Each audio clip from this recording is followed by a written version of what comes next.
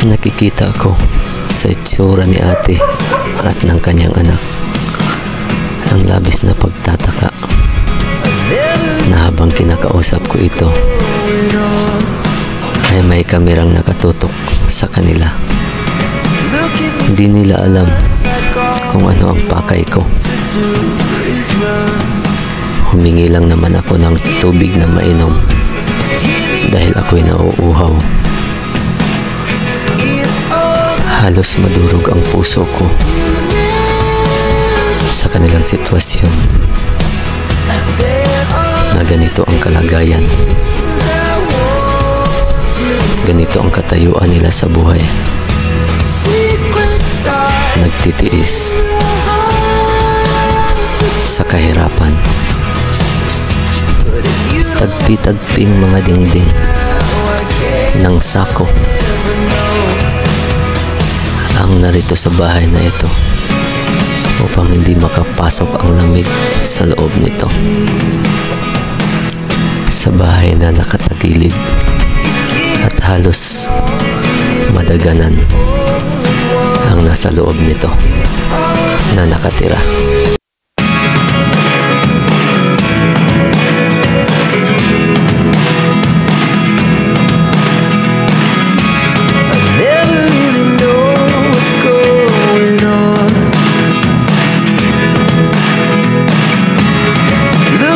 Sometimes like all you want to do is run. Hear me out, hear me out. It's all the things you never show.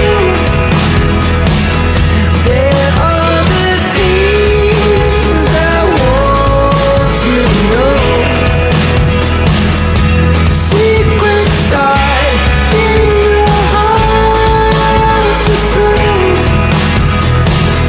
But if you don't wanna tell me now, I guess I'll never know.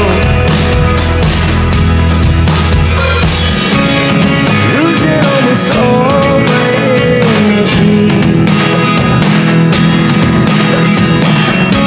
It's getting hard to talk to you, and I'm the only one who speaks. It's all the things you never show.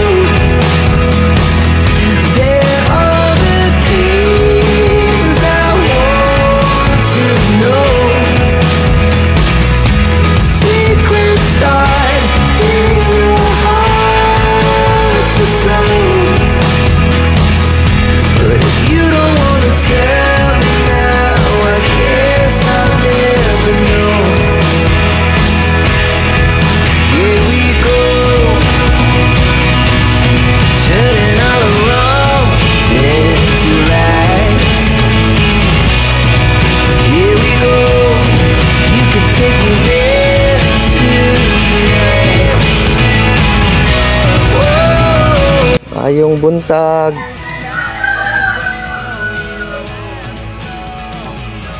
Ayo.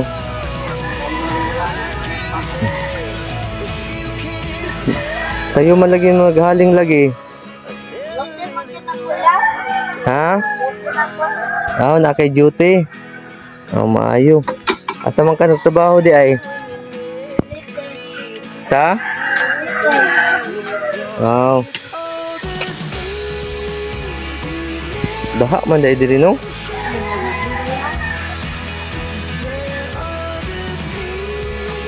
Mga idol.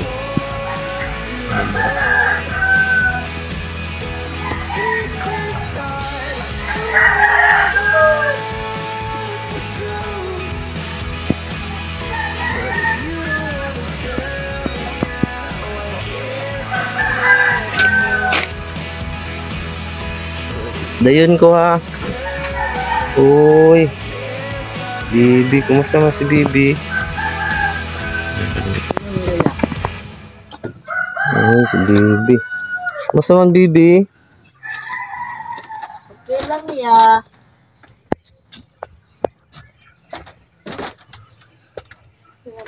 Mga idol, ito yung bahay nila. Patawag kasi sa akin kasi pinapaalis na daw sila dito sa bahay nila. Anong ginapahawa naman mo dire ah? Ha? Bakit pinapaalis na kayo dito? Ya. Bakit pinapaalis na kayo dito? Ganun, pahawaon pa Ano, nila eh. walang ng gubon. Ha? Gubon nila. Ay ilan ang gubon? Oo. Ilis na nalagbag ko. Dahil mo tukod ang nalagbag ko nila. Ah, gagawa sila ng panibagong bahay. Bagong bahay. Oh. Mga idol, napatawag kasi sila sa akin. Eh, isirain na daw yung itong ano yung tinitirahan nila ng may-ari. Sa oras mong duty? 7:30. Ha? 7:30 alas 8. 7:30 alas 8. Way problema kay dungan ta mo gawas. Kay unsay ingon sa tag-iya aning balay nga inyong giupahan, giabangan. Hawaon na daw may. Pawaon na mo. Oo, kay ilis na nalagbag ko. Tukod na nalagbag ko dire. Tukod sila bago. Unya, Ay, ang inyong problema karon asa mo puyo? walay daw sa dire. Andyan mo balay na sa tuyo dire. Ha? Balay na sa tuyo. Titira ang titira. Saan kami titira? Mo inyong problema. Oh. So mga idol, ito yun silang na-vlog ko before mag Pasko na yung bahay dati natin tirahan nila ay halos matutumba na. Tapos sila na natutulog sa loob, hirap na silang makapag tulog ng maayos kasi nga yung bahay nila talagang ano talaga, kumbaga parang bagsak na talaga kasi tumagilid na talaga yung sitwasyon. Kung makikita niyo mga idol sa video na aking pinapakita ito. Yan, kung pagmasdan yung mga idol, napaka ano talaga mga idol. Napakasaklap ng sinapit nila. Tapos sa sobrang kahirapan po ay wala po silang pera na pang-repair sa bahay nila para maipatayo ulit ito at maayos ulit, mapagawa ulit ito. Kaya nung na-vlog ko sila ay laking pasasalamat nila dahil kahit konting naiabot natin ay malaking tulong na po sa kanila. Nung binisita ko sila ulit after 3 months simula nung na-vlog ko sila ay nagulat ako dahil wala na yung bahay nila. Yung bahay nila na dati tumatagilid na wala na. Eh, hinanap ko sila. Itong bahay na to yung itinuro sa akin na nangupahan lang daw sila dito. At pagkatapos nung dumating ako sa bahay na ito, ay walang tao. Nagtanong naman ako sa mga kapitbahay kung nasaan sila. Eh, nasa barangay daw sila. Pumunta daw sila ng isang barangay. Kalapit ng barangay dito para makatanggap ng ayuda. Kaya lang, nung napuntahan ko sila, eh sobrang nakakaawa, hindi pa sila nakakain, ang daming tao, tapos naghihintay pa sila sa pila. Pinall out ko na lang muna, pinakain, tapos kinausap saglit, tapos dali-dali kong pinabalik kasi nga para makatanggap sila ng ayuda ng mga time na yun. Pero hindi sila nakatanggap ng ayuda, for verification lang pala yun, kumbaga evaluation lang pala yun, evaluation ng mga time na yun. So ngayon na naman ulit mga idol, nitong part 3 na ito mga idol, sa bidyong ito ay kakausapin natin ulit sila. Baka meron tayong maitulong kung sakali man lang, dahil sa mga pag-apply ngayon sa trabaho ay hindi basta-basta. Mahirap nang makapasok ngayon sa pag-apply ng trabaho yung mga elementary level, kasi kung sa mga public or private na mga kumpanya or local government man na mayroong available na trabaho ay talagang hindi qualified yung elementary level, maliban na lang kung may magbakir. So ganito kasi yung kalakaran sa atin dito sa Pilipinas mga idol. Pili po talaga yung pinapapasok doon sa trabaho. So Edmar, ikaw si Edmar, no? Oh yeah. Ha? So, ito si Edmar, mga idol. Ito siya yung husband ni Ate Beverly. Ni Ate Beverly. So, tanong ko sa'yo, pangutanan ako sa imo ha, sir, unsa may imuhang nahuman? Tayo pero kuya. Grade 5 ra ka? Grade 6 na ako. Kung naka-1. Kung naka-tiwas. Pero kaantigo ka mo basa? Oo. Kaantigo pod ka mo sukli? Ako sukli, minus. Ha? Minus. Sukli. Kaantigo pod ka? Minus pa nga. Minus, plus. Plus. Ana? Karang mga kuhan, karang uban na mata, karang mga bay-bay yung mga times. Oh, Minus po. minus ka ana. So, nahirapan kasi divide at saka sa mga times. Pero minus at saka plus, okay lang. Hindi lang ang mga kuhan. Pila na imong edad? 27 ya. Ha? 27. 27. So, unsa may imong trabaho sa karon? Bata. Bantay bata ra ka karon. Hindi na duty mo sa ron. So, wala kay trabaho karon. So, ang nagtrabaho kani si ate. Oh. So, ikaw Ate Beverly, unsa may imong nahuman? Fourth year high school. Fourth year high school. So, kaantigo gyud ka mo basa og musulat. Kaantigo pud ka mo musukli. So, unsa may imong trabaho sa karon? LDT agent. PLDT agent. Unsa man na siya? Unsa man na siya? Mag-distribute og mga flyers.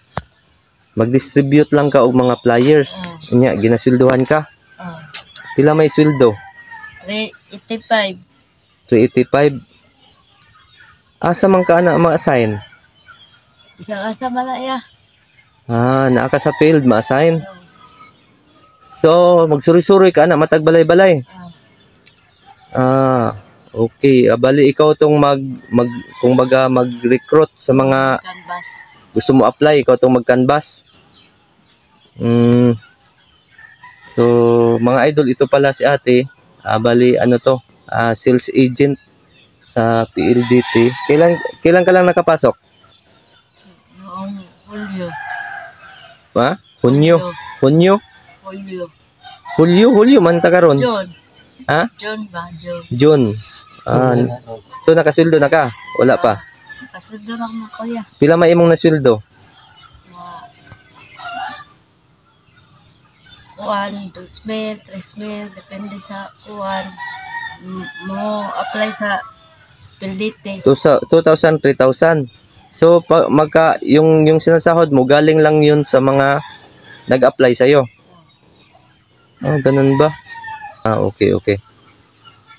So, ito mga idol, nakausap natin sila. Sobra pong nakakaano yung kalagayan nila mga idol kasi sila po yung isa sa mga na-vlog ko na ini-schedulean ko talaga sila na babalikan kapag mayroon talagang blessings na matatanggap tayo galing sa mga taong may mga mabubuting kalooban. Kaya nandito ako mga idol para mabahagian ko sila sa ipinagkaloob na blessings ni Ate Leticia na pabigas para sa mahihirap. So tanggapin niyo po ito. Bigas. Galing po yan kay Ate Leticia. 2 kilo. So nagbigay po siya sa akin ng mga blessings na pabigas para sa mga mahihirap. So yung bigas na yan, isa po kayo sa maswerteng na bahagian nito. Galing kay Ate Leticia, 2 kilo. So pinapaabot niya yan sa inyo.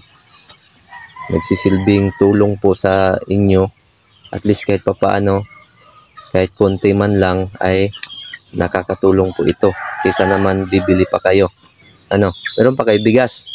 Meron pa. Okay, madadagdag yan sa bigas nyo. So 5 kilo yan, Yang Chow Jasmine Rice. Ipinagkaloob yan sa akin ni Ate Leticia noong July 17. Tapos unti-unti ko nang pinamamahagi sa mga nahihirapan na katulad nyo. So bukod pa dyan, dagdag ko na rin ito pang pang ulam. So meron na kayong bigas, meron pa kayong pang ulam. Tapos tanong ko sa inyo, ano ang plano ninyo kapag aalis na kayo dito? Pag pinaalis na kayo dito ng may-ari ng bahay, ano yung magiging plano nyo? Sino plano nyo? Paano niya? Mag sa kahoy. Ha? Magtigom sa kahoy. Oh. Ang plano na ko, balik dito. Kaya minahan. So, may kahoy. Kaya ako na kung itong balik ito ba, ang gatat siya yung igagaw nga sin daw kahoy. At ang sin ng kahoy daw, gihatag. Binigyan kayo ng sin at saka kahoy. Oo. So marami? Daghan? Kaya naman ito nakakita. Marami. Ang sa may gihatag nga sin, kuan, sa mga kadaghanan ng gihatag nga sin og kahoy. Wala ba yung kasayod niya? Basta naisinog ka dito. Bali gihatag sa imo ha. Pagkakataon mo na to, manawagan ka. Mag-istorya ka. Nanawagan po ako sa inyo kung naamoy malumong kasing-kasing sa mo. Kay lupon ng gitang balay. Kung tanak tabangan ninyo. Kung tanak matagan ninyo balay. Sa tanan nga mga makatan-aw ani nga video. Nga matagan mo og tabang. Nasing-kasing nga tabang. Bali mga idol, ito sila mga idol, talagang hirap sila sa buhay. Kung makita ninyo sa uban nga mga vlog na ay mga gipabalayan, gihatagag balay, para na ilang kapuy-an. Kaya tungod kay na ay nakakita sa ilahang mga video, unya gibatig kaluoy. Mao nang diha na mutongha ang sponsor. Nanay mo barog dahil nga sponsor nga vlogger. Balikan niyo po yun si Portolano para pabahayan natin kasi nakakaawa ang mga yun, walang bahay. Unang pagbalik sa vlogger, mapabalayan gud sila tungod kay naay sponsor. Pero sa inyong sitwasyon karon, magampo ta nga basin naay makakita sa inyong video nga maluoy unya muyamar nga ato ana silang pabalayan kay luoy kaayo. Kumbaga that's the time nga mubalik og utro sa inyo, ako among ipahibalo. Ang ako lang manggihimo nga maghimo kog video akong i-upload sa YouTube kay aron daghay makakita. Nya diha ta makaangkon og mga chances nga basin di ay maluoy ang Ginoo na ay bisag usa lang ka tao nga makakita. Nya maluoy sa inyo ha nga mapabalayan mo. Matagan mo inyong kapuy-an. Mao na siya ang purpose sa pag-vlog. Mao nang ako among gi-vlog kay aron moabot ang panahon nga makakita ang daghang mga tao sa inyong mga video unya naay usa didto nga maluluyon. Mao nang sa karon ang akong ginabuhat initiative lang usa na may sponsor nga nagtunol sa ako nga ayuda parehas bigas para sa mahihirap. Ipamimigay mo to, Benz, ipamimigay mo ito doon sa mga taong nahihirapan, sa mga deserved tulungan. Pamimigay mo ito, hanapin mo sila. Mao na siya nga naibugas akong gihatag sa inyo ha. Kumbaga initiative ra ni nga nibali ko diri kay aron matunol nako sa inyo ha ang bugas nga panghatag. Di ba? Maabot lang gihapon ang time puhon maluoy ang Ginoo basin di ay. Basin di ay. Dili lang ko mag-promise pero basin di ay nga maabot ang time nga naay makakita nga tao nga malumo og kasing-kasing nga muingon nga Benz, baliki to sila didto kadtong nagbibirli kay ato ang patukuran og balay. Oh, basin di ay maluoy ang Ginoo, di ba? Oh, pero sa karon magpaabot usa ta. Magpaabot ta nga kung kanus ang nga naay makakita sa inyong video og muyamar nga mauna pabuhatan nato sila balay. Kay ako isip vlogger wala man koy mahimo pud sa akong kaugalingon. Kay pati gani ako gani wala koy kaugalingong balay. Mao na siya nga sa inyong sitwasyon arang luuya man gyud ninyo mao nang basin di ay moabot ang panahon ha. Abot-abot lang gyud usa ta pero dili ta mo wang baga atong padayon lang gihapon ta sa ato ang mga normal nga panginabuhi, sa ato ang normal nga ginabuhat sa matag adlaw-adlaw while nga ampo ta sa Ginoo nga mayon tag moabot ang panahon na ay makakita nga tao nga malumo og kasing-kasing maka mahatagan mo guan inyong kaugalingong plaster gyud ninyo. Kaysa ingon ani nga mag-abang mo sa inyo ani nga balay nya arang yung lisura gyud siya sa tinod lang kung mga abang. Kay kinahanglan gyud ka gyud obligado gyud ka magbayad ana kada bulan. Pareha ni karon pawaon mo aning balay nga inyong giabangan. Oh, problema na sad mo asa na sad mo puyo. Di ba? Oh. So sa mga sitwasyon nato karon sa atong sitwasyon karon grabe gid kay kalisod kayo.